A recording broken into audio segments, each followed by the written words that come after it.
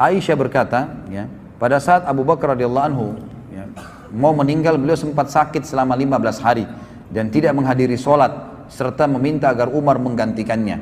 Serta yang paling sering mendampingi Abu Bakar adalah Uthman bin Affan.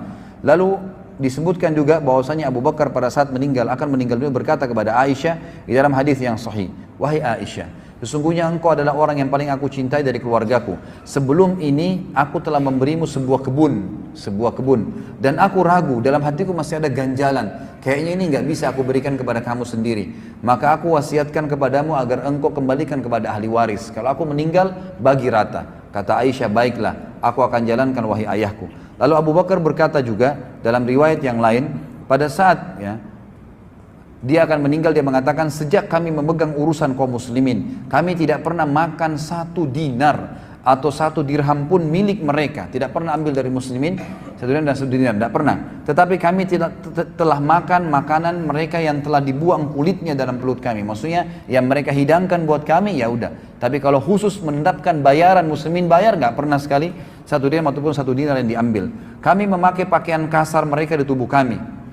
Kami tidak mempunyai sedikit maupun banyak dari harta fai, rampasan perang kaum muslimin, kecuali hamba sahaya Habasyah dan seekor unta penyiram serta sepotong kain saja. Jadi Abu Bakar cuma mengambil dari harta rampasan perang pun. Jadi beliau hidup dari harta kerjanya sendiri ya, kebun-kebun kurmanya sendiri. Itu beliau tidak miliki kecuali seorang hamba sahaya. Itu pun hamba sahaya setelah beliau meninggal beliau wasiatkan kembalikan kepada khalifah setelahku Umar bin Khattab. Juga seekor unta dipakai menyiram ya, ditaruh di atas punggungnya, itu 2 gentong besar untuk menyiram pohon-pohon kurma. Juga diberikan kepada Umar setelahku, dan bebaskanlah aku darinya, serta ini sepotong kain yang sempat aku diberikan pada saat aku jadi khalifah, kembalikan, aku tidak ingin sama sekali.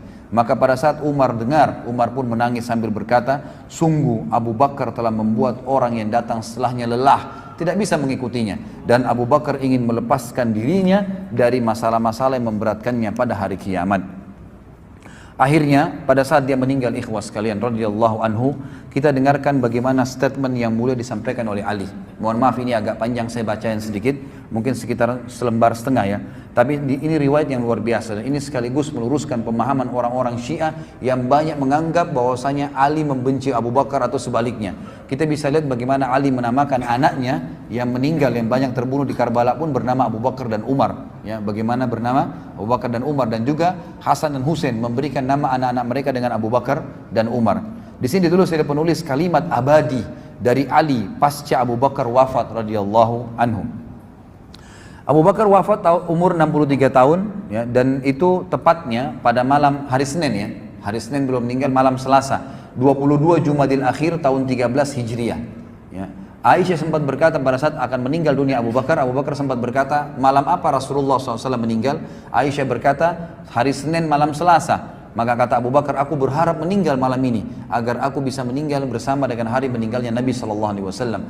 Maka Abu Bakar pun meninggal pada saat itu, dan sebelum meninggal dia juga sempat mengatakan, "Dengan apa kalian membungkus dan mengkafani Nabi SAW?" Maka kata Aisyah, 3 helai kain suhulia dari Yaman, jadi kain putih dari negeri Yaman. Maka kata Abu Bakar, "Aku memiliki baju gamis ini, ada baju panjang beliau. Kalau aku meninggal, cucilah. Kemudian guntinglah dia, potonglah dia, jadikan dia sebagai kain kafan, dan tambahlah 2 kain lagi yang biasa." Lalu kata Aisyah, "Ya ayahku, ini kan sudah usang, baju ini sudah usang, nggak bisa, kami ganti yang baru." Kata Abu Bakar, ya, "Orang hidup lebih pantas mendapatkan yang baru. Ini hanya untuk menunggu di alam kubur, nggak perlu yang baru." Jadi pakai baju yang tua. Ya, pada saat beliau dikafani radhiyallahu anhu.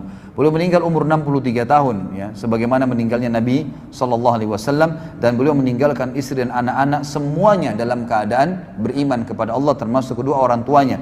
Dan beliau pada saat meninggal dimandikan oleh Asma binti Umais, istri beliau yang terakhir ya radhiyallahu anhum ajma'in. Dan ini juga diambil hukum bahwasanya bolehnya laki-laki dimandikan jenazahnya oleh istrinya, dan sebaliknya istri memandikan suaminya. Dan juga dalam hadis Bukhari dikatakan, kata Nabi SAW pada saat menjelang meninggal, "Wahai Aisyah, aku pusing kepalaku, sakit." Aisyah mengatakan, "Ya Rasulullah, aku juga sakit kepala." Kata Nabi SAW, "Tidak usah khawatir wahai Aisyah, kalau kau meninggal sebelum saya akan kafani kamu, saya akan mandikan kamu, dan saya akan kafani kamu. Kalau aku meninggal lebih dulu, kaulah yang memandikan dan mengkafani aku." Sebagaimana disebutkan dalam hadis Bukhari. Kalimat Ali yang mulia adalah, Dari Usaid bin Safwan, ia berkata, ketika Abu Bakar wafat, jasadnya ditutup dengan kain. Madinah berguncang dengan isak tangis mirip pada saat wafatnya Nabi SAW.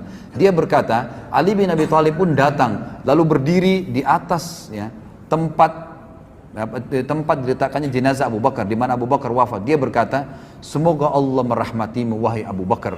Engkau adalah orang yang paling dekat dengan Rasulullah SAW. Ini perkataan Ali radhiyallahu anhu. Teman akrab beliau, tempat beliau berkeluh kesah, orang kepercayaan beliau, pemegang rahasia beliau, dan penasehat beliau. Engkau adalah orang pertama yang masuk Islam, orang yang paling ikhlas imannya, orang yang paling kokoh keyakinannya, orang yang paling takut kepada Allah, orang yang paling berjasa dalam agama Allah, orang yang paling menjaga Rasulullah SAW, orang yang paling peduli kepada Islam, orang yang paling baik persahabatannya, orang yang paling banyak keunggulannya, orang yang paling utama kepulauannya, orang yang paling tinggi derajatnya, orang yang paling dekat wasilahnya, maksudnya pendekatannya kepada Allah SWT, orang yang paling mirip dengan Rasulullah SAW pada akhlak dan perilakunya, orang yang paling mulia kedudukannya, paling tinggi di sisi beliau, paling mulia di sisi beliau. Semoga Allah membalasmu atas kebaikanmu kepada Rasulullah SAW dan kepada Islam dengan balasan yang terbaik. Perlu kita tahu ikhwah, pada saat jenazah Abu Bakar diletakkan ini, orang-orang pada kumpul semua nih, dengan Ali lagi berbicara, ini berbicara di depan jenazahnya Abu Bakar, dan orang semua dengar. Jadi orang semua terdiam mengikutinya. Engkau membenarkan Rasulullah SAW pada saat orang-orang mendustakan beliau. Di sisi beliau engkau ibarat penglihatan dan pendengaran. Allah Ta'ala menamakanmu dalam kitabnya As-Siddiq, sebagaimana Allah berfirman dalam surah Az-Zumar ayat 33. Jadi dari riwayat ini ulama mengambil pendapat bahwasanya memang istilah Siddiq itu datangnya dari Allah Subhanahu wa taala kepada beliau. Sebagaimana firman Allah ini, a'udzubillahi minasyaitonir wallazi jaa'a bis-sidqi wa saddaqa bihi, dan orang-orang yang membawa kebenaran dan membenarkannya. Ayat ini turun kepada Abu Bakar. Engkau memberikan hartamu kepada beliau sallallahu alaihi wasallam pada saat orang-orang menahannya. Engkau menyertai beliau dalam bahaya pada saat mereka memilih untuk duduk. Engkau adalah sahabat beliau yang paling mulia dalam kondisi sulit. Engkau adalah satu dari dua orang ketika keduanya dalam gua. Engkau adalah orang yang menerima ketenangan, kawan beliau dalam hijrah, khalifah beliau dalam agama Allah dan umatnya, khalifah terbaik ketika mereka murtad. Maka engkau menunaikan tugas yang tidak dilakukan oleh khalifah seseorang nabi pun. Engkau berdiri tegar ketika orang-orang melempeng, engkau maju ke depan ketika mereka diam, engkau kuat ketika mereka lemah, dan engkau berpijak di jalan Rasulullah SAW ketika mereka menjauh. Engkau seperti yang disabdakan oleh Nabi Muhammad SAW, lemah badanmu namun kuat dalam agama Allah Ta'ala, bertawadhu dalam dirimu namun agung di sisi Allah, mulia di mata manusia dan besar di sisi mereka. Tidak seorang pun memiliki celah untuk mencelahmu, tidak seorang pun memiliki peluang untuk merendahkanmu, tidak seorang makhluk pun memiliki keistimewaan di sisimu. Orang yang lemah lagi rendah di sisimu adalah orang yang kuat lagi mulia, dan sehingga engkau mengembalikan haknya.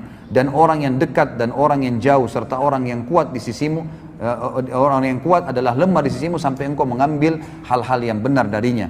Orang yang paling dekat kepadamu adalah orang yang paling taat dan takwa kepada Allah.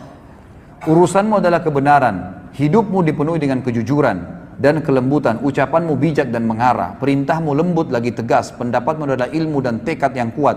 Agama menjadi lurus denganmu, iman menjadi kuat, dan perintah Allah terangkat denganmu. Demi Allah, engkau melangkah jauh mendahului kami. Engkau telah membuat lelah orang-orang setelahmu dengan sangat.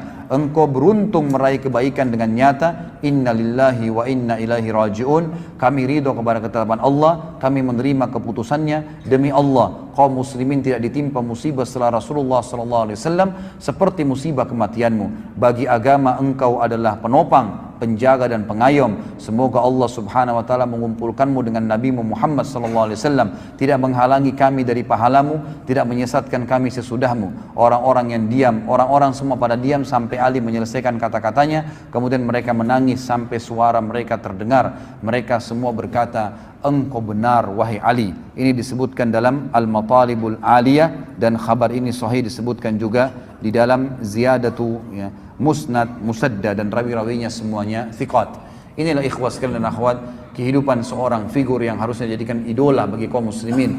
Orang yang sudah jelas berhasil dalam usahanya, rumah tangganya, bersosialisasi dalam masyarakat, bahkan menjadi pemimpin negara. Dan dia adalah orang-orang yang betul-betul kokoh dalam berpegang pada agama ini karena satu masalah, sidq.